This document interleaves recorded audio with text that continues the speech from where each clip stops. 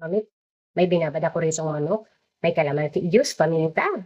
At mga seasoning na rin yan. Mga 30 minutes ko na yan binabad. Nagpainit na ako dyan ng mantika. Ilalagay na natin ang ating mga binabad na mga manok. Prinito na natin yung ating mga manok.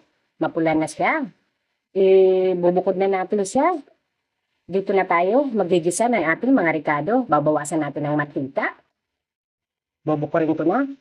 Na tayo ng ating sibuyas, bawang.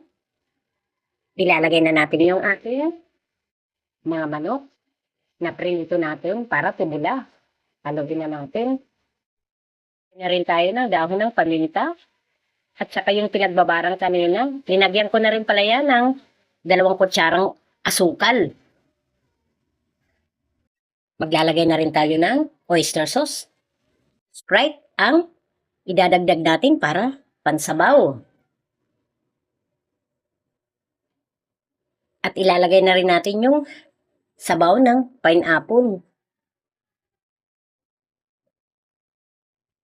Ilalagay na natin yung prinito natin na saging na saba. Yung hindi masyadong hinugyan. At maglalagay na tayo ng pineapple tidbits.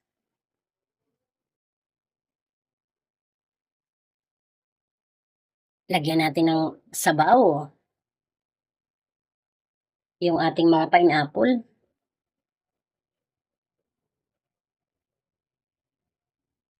Iilalim natin yung ating mga saging na saba para naman malagyan siya ng sauce at maglasa na.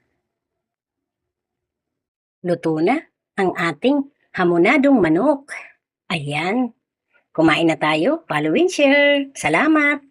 Mga mamits, nagluto si Mamis ng chicken hamonado. Wow, napakasarap! Abangan sa susunod na pagluluto. Salamat!